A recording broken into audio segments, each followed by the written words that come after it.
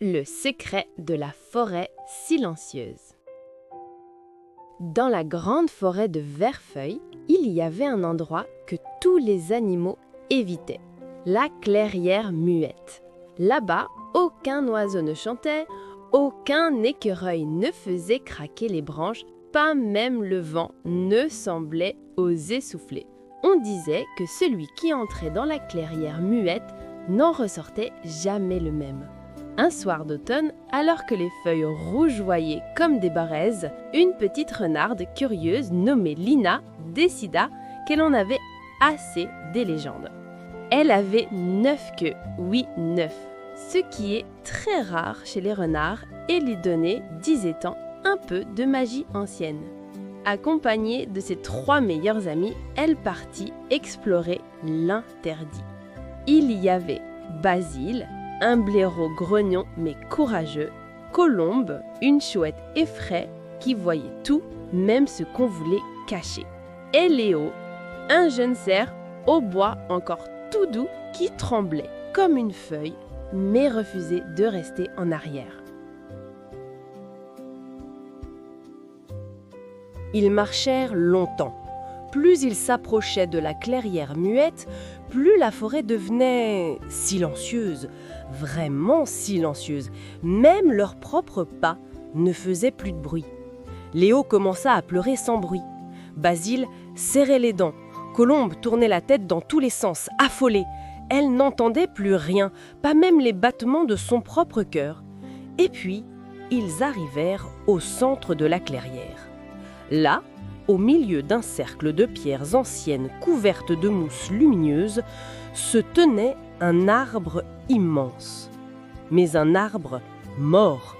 Son tronc était fendu en deux, noir comme du charbon, et pourtant, il brillait faiblement d'une lumière argentée qui sortait de la fente.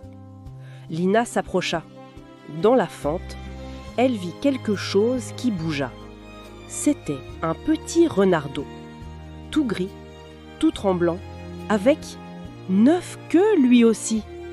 Mais ses yeux étaient vides, comme s'il n'avait plus d'âme. Lina recula, terrifiée. « C'est moi ?» Colombe murmura, ou du moins elle crut murmurer, car aucun son ne sortait. « C'est ton ombre. La forêt garde l'ombre de ceux qui ont trop de magie. Elle la prend pour protéger l'équilibre. » Basile grogna. « Alors si Lina reste, elle perdra son âme et deviendra ça !» Léo, malgré sa peur, fit un pas en avant. Ces bois du jeune cerf se mirent à pousser jusqu'à devenir immenses et dorés. Des feuilles d'or pur jaillirent sur ses ramures et, de ces bois, coula une lumière chaude qui enveloppa le petit renardeau gris. Le silence explosa.